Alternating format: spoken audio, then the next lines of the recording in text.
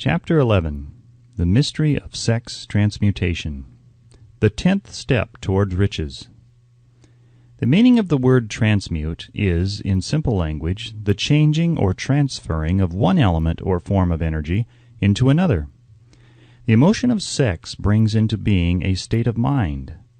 Because of ignorance on the subject, this state of mind is generally associated with the physical, and because of improper influences to which most people have been subjected in acquiring knowledge of sex, things essentially physical have highly biased the mind. The emotion of sex has back of it the possibility of three constructive potentialities. They are: 1. The perpetuation of mankind. 2. The maintenance of health. As a therapeutic agency, it has no equal. 3. The transformation of mediocrity into genius through transmutation. Sex transmutation is simple and easily explained. It means the switching of the mind from thoughts of physical expression to thoughts of some other nature. Sex desire is the most powerful of human desires. When driven by this desire, men develop keenness of imagination, courage, willpower, persistence, and creative ability unknown to them at other times. So strong and impelling is the desire for sexual contact that men freely run the risk of life and reputation to indulge it. When harnessed and redirected along other lines, this motivating force maintains all of its attributes of keenness of imagination, courage, etc., which may be used as powerful creative forces in literature, art, or any other profession or calling, including, of course, the accumulation of riches. The transmutation of sexual energy calls for the exercise of willpower, to be sure, but the reward is worth the effort. The desire for sexual expression is inborn and natural. The desire cannot and should not be submerged or eliminated, but it should be given an outlet through forms of expression which enrich the body, mind, and spirit of man. If not given this form of outlet through transmutation, it will seek outlets through purely physical channels. A river may be dammed and its water controlled for a time, but eventually it will force an outlet. The same is true of the emotion of sex. It may be submerged and controlled for a time, but its very nature causes it to be ever seeking means of expression. If it is not transmuted into some creative effort, it will find a less worthy outlet. Fortunate indeed is the person who has discovered how to give sex emotion an outlet through some form of creative effort, for he has, by that discovery, lifted himself to the status of a genius. Scientific research has disclosed these significant facts. 1. The men of greatest achievement are men with highly developed sex natures, men who have learned the art of sex transmutation. 2. The men who have accumulated great fortunes and achieved outstanding recognition in literature, art, industry, architecture, and the professions were motivated by the influence of a woman. The research from which these astounding discoveries were made went back through the pages of biography and history for more than 2,000 years. Wherever there was evidence available in connection with the lives of men and of great achievement, it indicated most convincingly that they possessed highly developed sex natures. The emotion of sex is an irresistible force against which there can be no such opposition as an immovable body. When driven by this emotion, men become gifted with a superpower for action. Understand this truth, and you will catch the significance of the statement that sex transmutation will lift one to the status of a genius. The emotion of sex contains the secret of creative ability. Destroy the sex glands, whether in man or beast, and you have removed the major source of action. For proof of this, observe what happens to any animal after it has been castrated. A bull becomes as docile as a cow after it has been altered sexually. Sex alteration takes out of the male, whether man or beast, all the fight that was in him. Sex alteration of the female has the same effect. The 10 mind stimuli.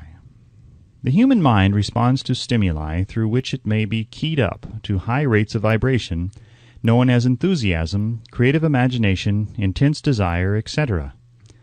The stimuli to which the mind responds most freely are: 1. The desire for sex expression. 2. Love.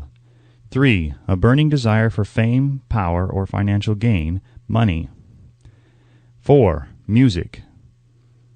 5. Friendship between either of those of the same sex or those of the opposite sex. 6. A mastermind alliance based upon the harmony of two or more people who ally themselves for spiritual or temporal advancement. 7.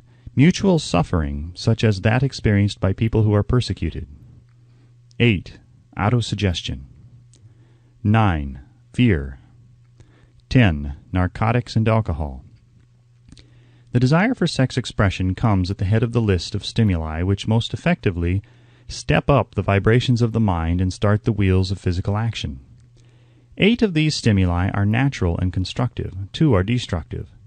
The list is here presented for the purpose of enabling you to make a comparative study of the major sources of mind stimulation. From this study, it will be readily seen that the emotion of sex is by great odds the most intense and powerful of all mind stimuli. This comparison is necessary as a foundation for proof of the statement that transmutation of sex energy may lift one to the status of a genius. Let us find out what constitutes a genius. Some wiseacre has said that a genius is a man who wears long hair, eats queer food, lives alone, and serves as a target for the joke-makers. A better definition of a genius is a man who has discovered how to increase the vibrations of thought to the point where he can freely communicate with sources of knowledge not available through the ordinary rate of vibration of thought. The person who thinks will want to ask some questions concerning this definition of genius. The first question will be, how may one communicate with sources of knowledge which are not available through the ordinary rate of vibration of thought? The next question will be, are there known sources of knowledge which are available only to genii? And if so, what are these sources, and exactly how may they be reached? We shall offer proof of the soundness of some of the more important statements made in this book, or at least we shall offer evidence through which you may secure your own proof through experimentation, and in doing so we shall answer both of these questions. Genius is developed through the sixth sense. The reality of the sixth sense has been fairly well established. This sixth sense is creative imagination. The faculty of creative imagination is one which the majority of people never use during an entire lifetime, and if used at all, it usually happens by mere accident. A relatively small number of people use, with deliberation and purpose aforethought, the faculty of creative imagination. Those who use this faculty voluntarily and with understanding of its function are genii. The faculty of creative imagination is the direct link between the finite mind of man and infinite intelligence. All so-called revelations referred to in the realm of religion, and all discoveries of basic or new principles in the field of invention, take place through the faculty of creative imagination. When ideas or concepts flash into one's mind through what is popularly called a hunch, they come from one or more of the following sources. 1. Infinite intelligence. 2. One's subconscious mind, wherein is stored every sense impression and thought impulse which ever reached the brain through any of the 5 senses. 3. From the mind of some other person who has just released the thought or picture of the idea or concept through conscious thought, or 4. From the other person's subconscious storehouse. There are no other known sources from which inspired ideas or hunches may be received. The creative imagination functions best when the mind is vibrating due to some form of mind stimulation at an exceedingly high rate, that is, when the mind is functioning at a rate of vibration higher than that of ordinary normal thought. When brain action has been stimulated through one or more of the 10 mind stimulants, it has the effect of lifting the individual far above the horizon of ordinary thought, and permits him to envision distance, scope, and quality of thoughts not available on the lower plane, such as that occupied while one is engaged in the solution of the problems of business and professional routine.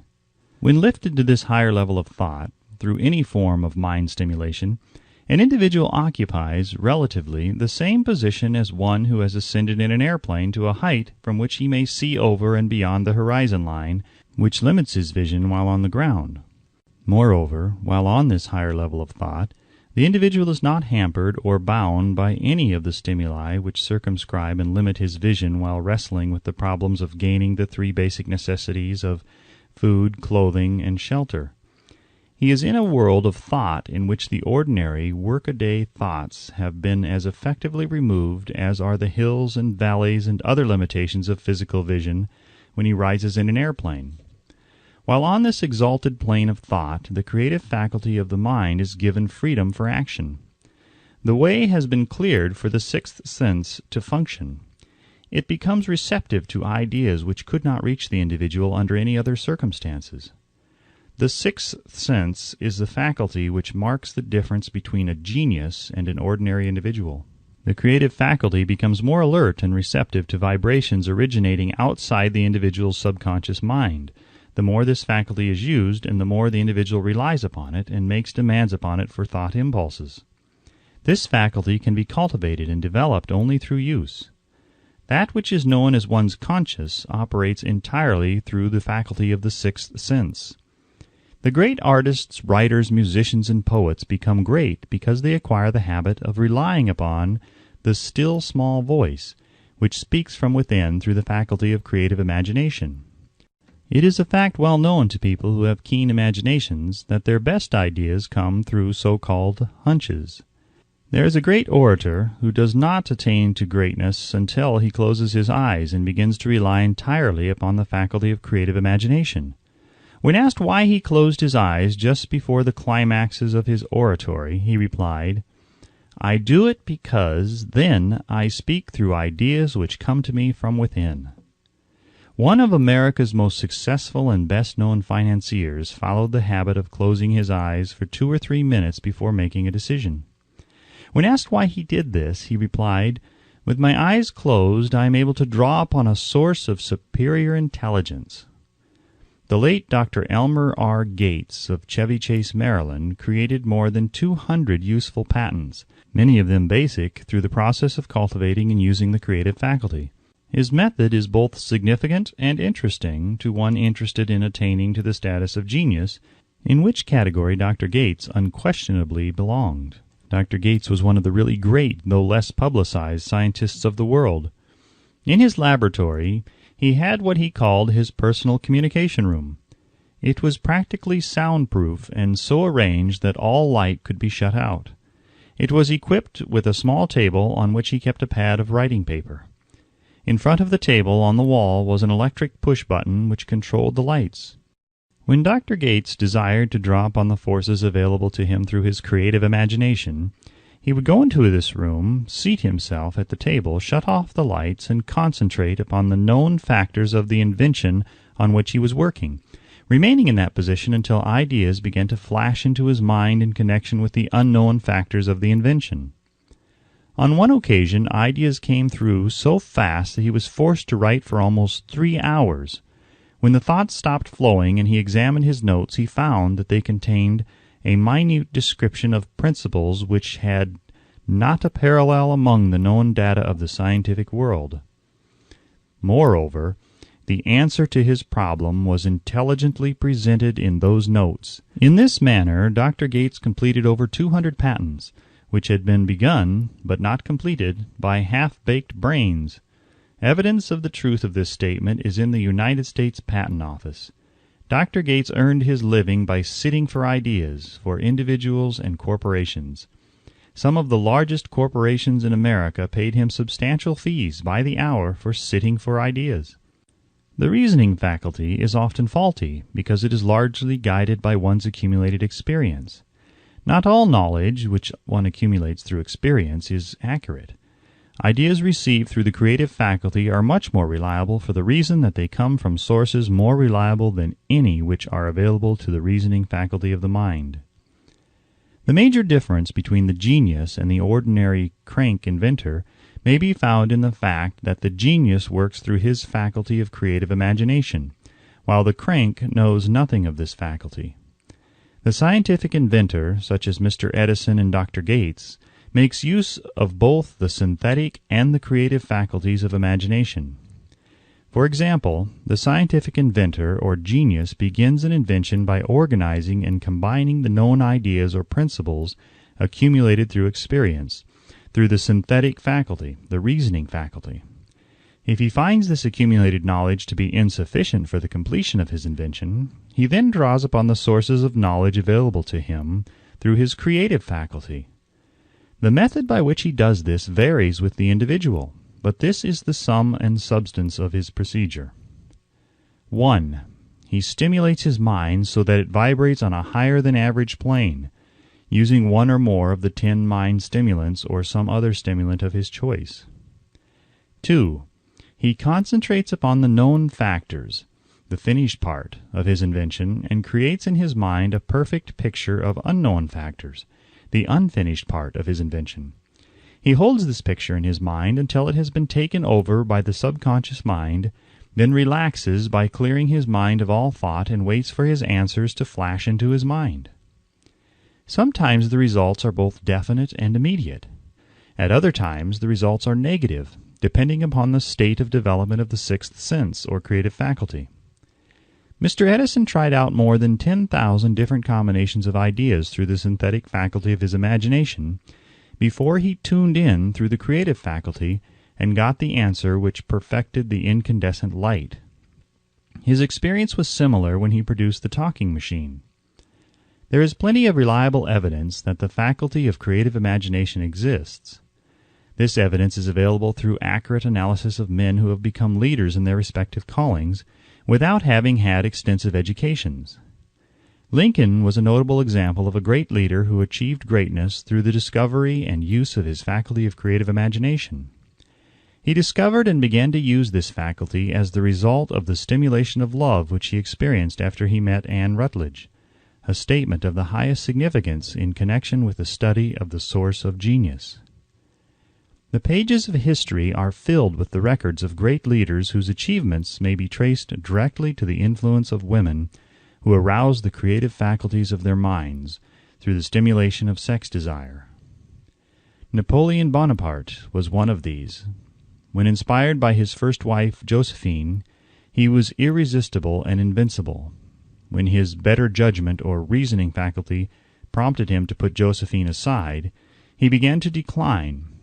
His defeat and St. Helena were not far distant. If good taste would permit, we might easily mention scores of men, well known to the American people, who climbed to great heights of achievement under the stimulating influence of their wives, only to drop back to destruction after money and power went to their heads and they put aside the old wife for a new one. Napoleon was not the only man to discover that sex influence, from the right source, is more powerful than any substitute of expediency which may be created by mere reason. The human mind responds to stimulation. Among the greatest and most powerful of these stimuli is the urge of sex. When harnessed and transmuted, this driving force is capable of lifting men into that higher sphere of thought which enables them to master the sources of worry and petty annoyance which beset their pathway on the lower plane. Unfortunately, only the genii have made the discovery. Others have accepted the experience of sex urge without discovering one of its major potentialities, a fact which accounts for the great number of others as compared to the limited number of genii. For the purpose of refreshing the memory in connection with the facts available from the biographies of certain men, we here present the names of a few men of outstanding achievement, each of whom was known to have been of a highly sexed nature. The genius which was theirs undoubtedly found its source of power in transmuted sex energy. George Washington, Napoleon Bonaparte, William Shakespeare, Abraham Lincoln, Ralph Waldo Emerson, Robert Burns, Thomas Jefferson, Albert Hubbard, Albert H. Gary, Oscar Wilde, Woodrow Wilson, John H. Patterson, Andrew Jackson, Enrico Caruso. Your own knowledge of biography will enable you to add to this list. Find, if you can, a single man in all history of civilization who achieved outstanding success in any calling who was not driven by a well-developed sex nature. If you do not wish to rely upon biographies of men not now living, take inventory of those whom you know to be men of great achievement, and see if you can find one among them who is not highly sexed. Sex energy is the creative energy of all genii.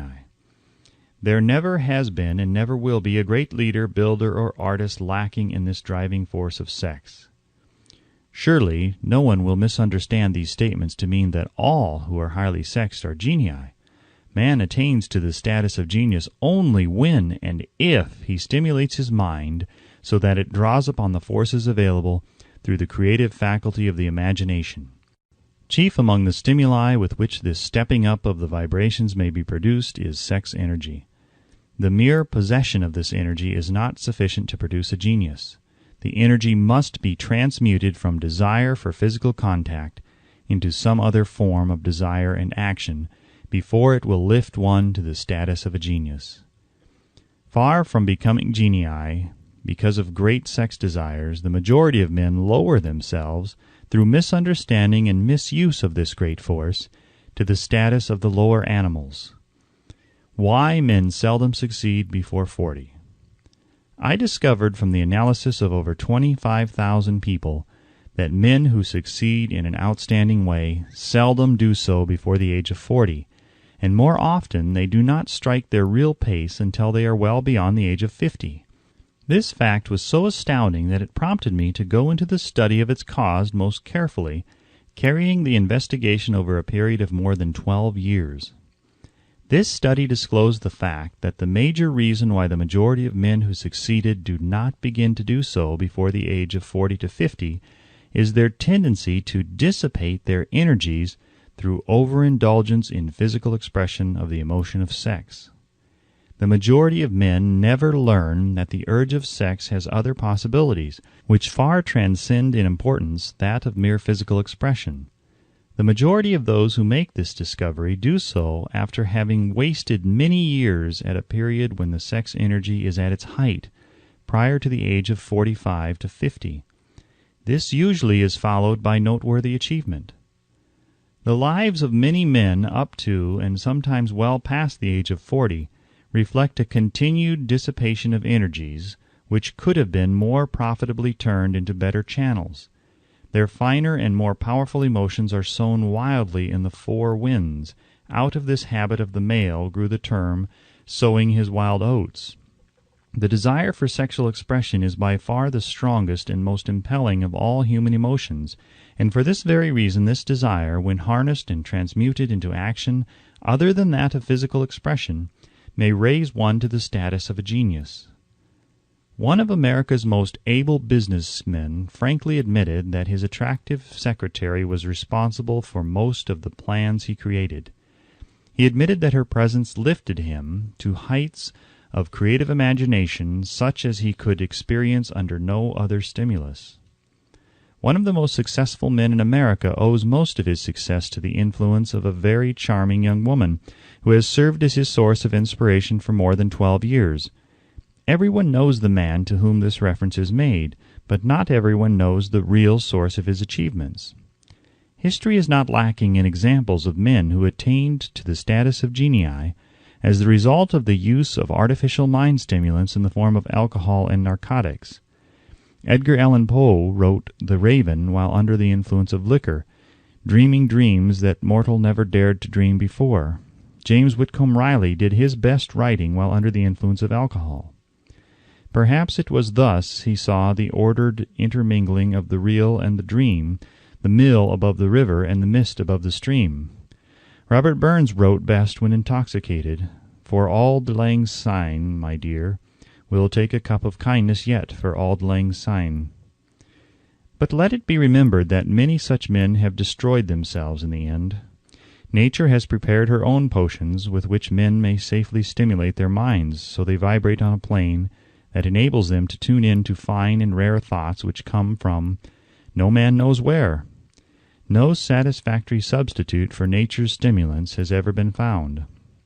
It is a fact well known to psychologists that there is a very close relationship between sex desires and spiritual urges, a fact which accounts for the peculiar behavior of people who participate in the orgies known as religious revivals, common among the primitive types.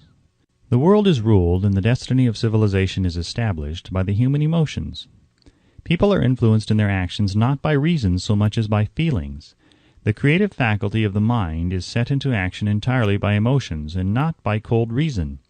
The most powerful of all human emotions is that of sex. There are other mind stimulants, some of which have been listed, but no one of them, nor all of them combined, can equal the driving power of sex. A mind stimulant is any influence which will either temporarily or permanently increase the vibrations of thought. The 10 major stimulants described are those most commonly resorted to. Through these sources one may commune with an infinite intelligence, or enter at will the storehouse of the subconscious mind, either one's own or that of another person, a procedure which is all there is of genius. A teacher who has trained and directed the efforts of more than 30,000 salespeople made the astounding discovery that highly sexed men are the most efficient salesmen. The explanation is that the factor of personality known as personal magnetism is nothing more or less than sex energy. Highly sexed people always have a plentiful supply of magnetism. Through cultivation and understanding, this vital force may be drawn upon and used to great advantage in the relationships between people. This energy may be communicated to others through the following media. 1. The handshake. The touch of the hand indicates instantly the presence of magnetism or the lack of it. 2. The tone of voice. Magnetism, or sex energy, is the factor with which the voice may be colored or made musical and charming. 3. Posture and carriage of the body. Highly sexed people move briskly and with grace and ease. 4. The vibrations of thought. Highly sexed people mix the emotion of sex with their thoughts, or may do so at will, and in that way may influence those around them. 5. Body adornment. People who are highly sexed are usually very careful about their personal appearance. They usually select clothing of a style becoming to their personality, physique, complexion, etc. When employing salesmen, the more capable sales manager looks for the quality of personal magnetism as the first requirement of a salesman. People who lack sex energy will never become enthusiastic, nor inspire others with enthusiasm, and enthusiasm is one of the most important requisites in salesmanship, no matter what one is selling.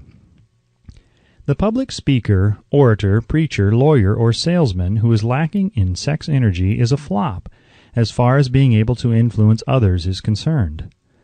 Couple with this the fact that most people can be influenced only through an appeal to their emotions, and you will understand the importance of sex energy as a part of the salesman's native ability.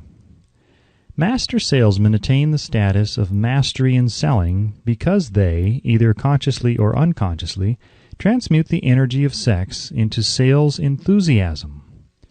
In this statement may be found a very practical suggestion as to the actual meaning of sex transmutation.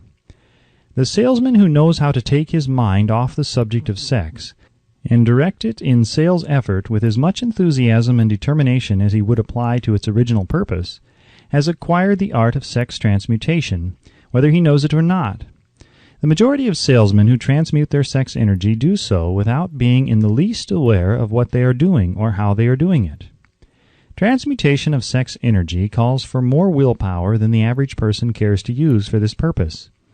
Those who find it difficult to summon willpower sufficient for transmutation may gradually acquire this ability. Though this requires willpower, the reward for the practice is more than worth the effort. The entire subject of sex is one with which the majority of people appear to be unpardonably ignorant. The urge of sex has been grossly misunderstood, slandered, and burlesqued by the ignorant and the evil-minded for so long that the very word sex is seldom used in polite society. Men and women who are known to be blessed, yes, blessed with highly sexed natures, are usually looked upon as being people who will bear watching. Instead of being called blessed, they are usually called cursed. Millions of people, even in this age of enlightenment, have inferiority complexes which they developed because of this false belief that a highly sexed nature is a curse. These statements of the virtue of sex energy should not be construed as justification for the libertine.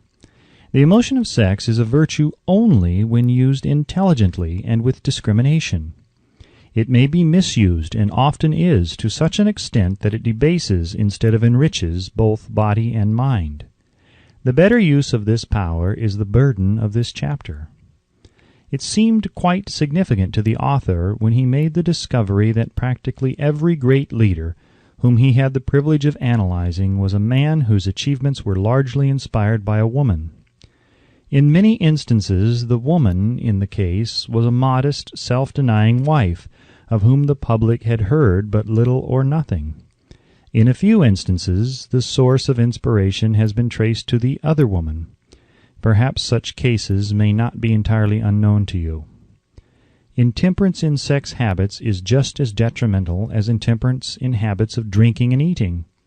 In this age in which we live, an age which began with the World War, intemperance in habits of sex is common. This orgy of indulgence may account for the shortage of great leaders.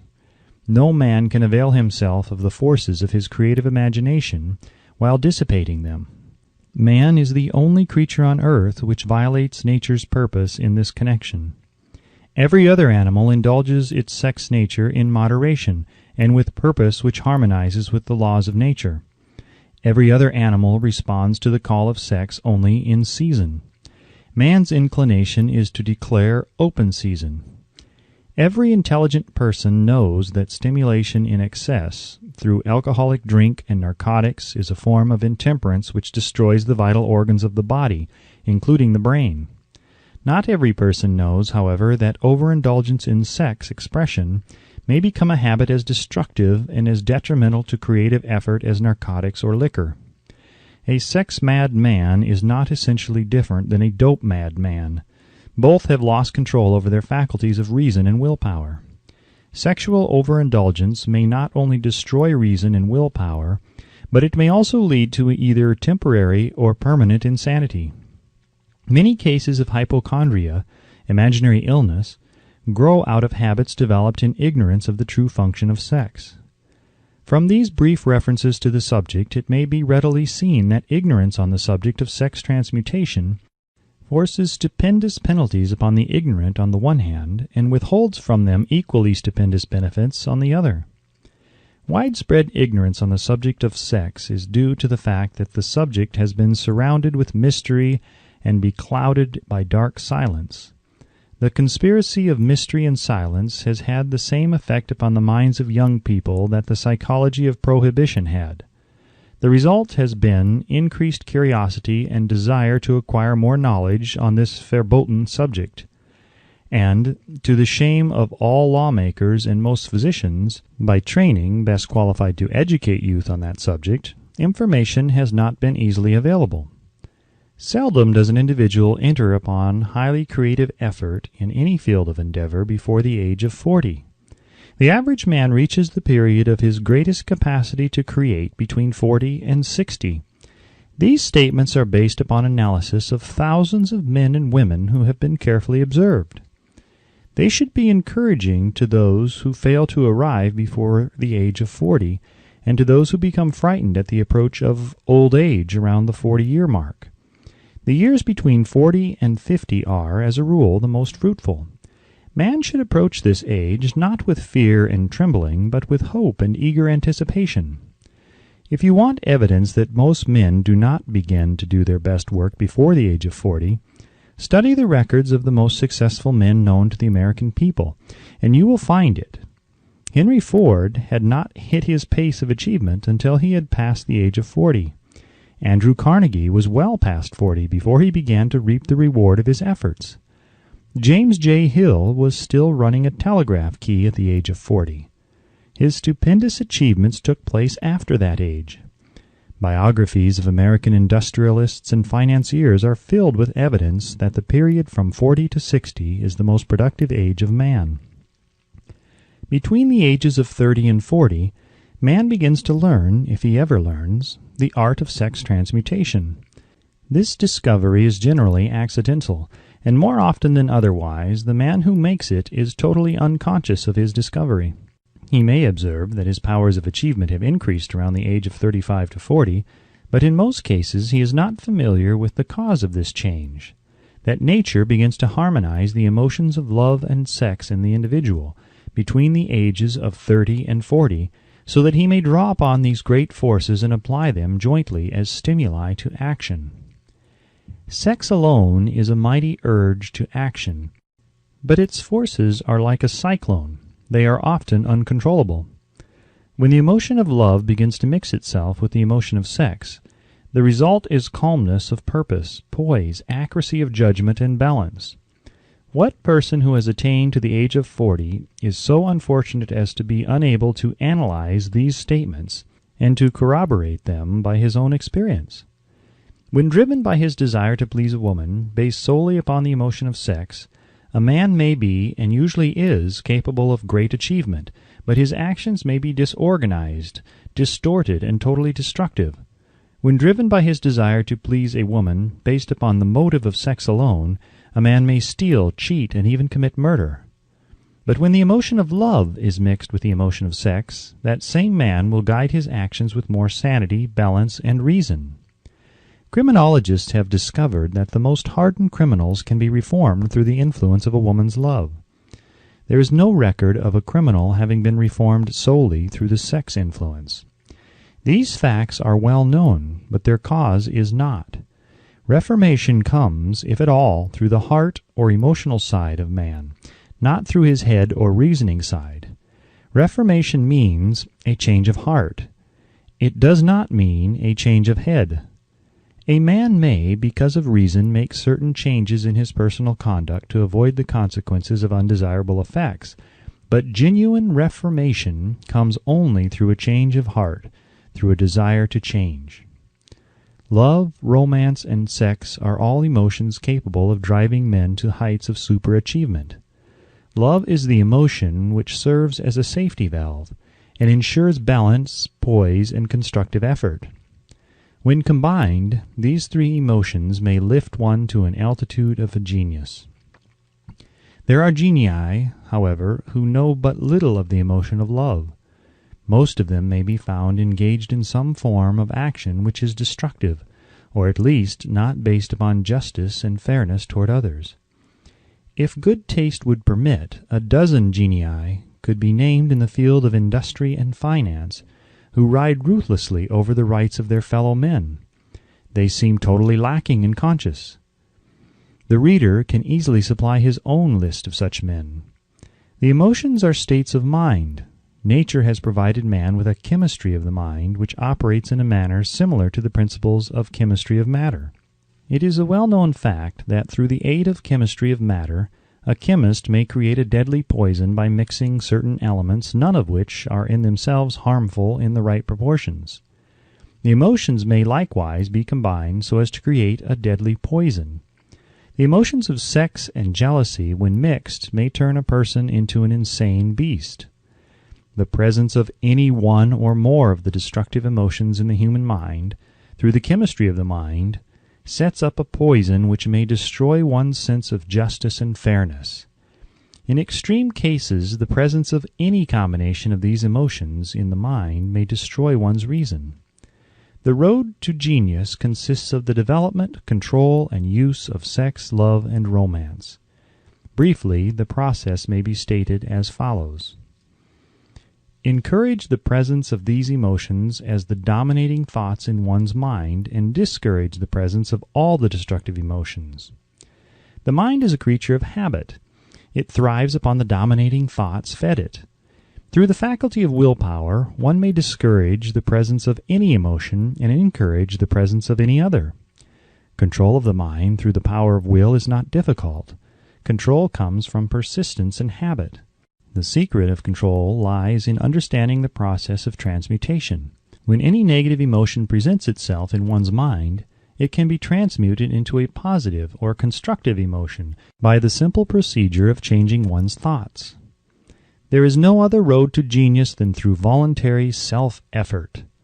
A man may attain to great heights of financial or business achievement solely by the driving force of sex energy, but history is filled with evidence that he may, and usually does, carry with him certain traits of character which rob him of the ability to either hold or enjoy his fortune. This is worthy of analysis, thought, and meditation, for it states a truth, the knowledge of which may be helpful to women as well as men. Ignorance of this has cost thousands of people their privilege of happiness, even though they possessed riches. The emotions of love and sex leave their unmistakable marks upon the features. Moreover, these signs are so visible that all who wish may read them. The man who is driven by the storm of passion, based upon sex desires alone, plainly advertises that fact to the entire world by the expression of his eyes and the lines of his face. The emotion of love, when mixed with the emotion of sex, softens, modifies, and beautifies the facial expression. No character analyst is needed to tell you this. You may observe it for yourself. The emotion of love brings out and develops the artistic and aesthetic nature of man. It leaves its impress upon one's very soul, even after the fire has been subdued by time and circumstance. Memories of love never pass. They linger, guide, and influence long after the source of stimulation has faded. There is nothing new in this. Every person who has been moved by genuine love knows that it leaves enduring traces upon the human heart. The effect of love endures because love is spiritual in nature. The man who cannot be stimulated to great heights of achievement by love is hopeless. He is dead, though he may seem to live. Even the memories of love are sufficient to lift one to a higher plane of creative effort. The major force of love may spend itself and pass away, like a fire which has burned itself out, but it leaves behind indelible marks as evidence that it has passed that way. Its departure often prepares the human heart for a still greater love. Go back into your yesteryears at times, and bathe your mind in the beautiful memories of past love. It will soften the influence of the present worries and annoyances.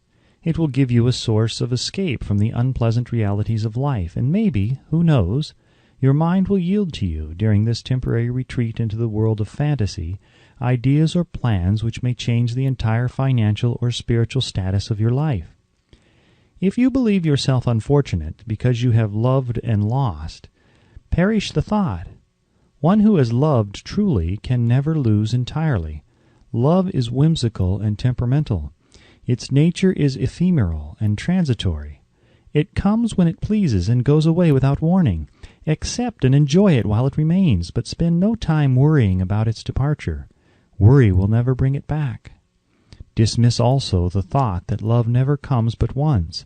Love may come and go, times without number, but there are no two love experiences which affect one in just the same way. There may be, and there usually is, one love experience which leaves a deeper imprint on the heart than all the others. But all love experiences are beneficial except to the person who becomes resentful and cynical when love makes its departure. There should be no disappointment over love, and there would be none if people understood the difference between the emotions of love and sex. The major difference is that love is spiritual, while sex is biological. No experience which touches the human heart with a spiritual force can possibly be harmful, except through ignorance or jealousy. Love is, without question, life's greatest experience. It brings one into communication with infinite intelligence. When mixed with the emotions of romance,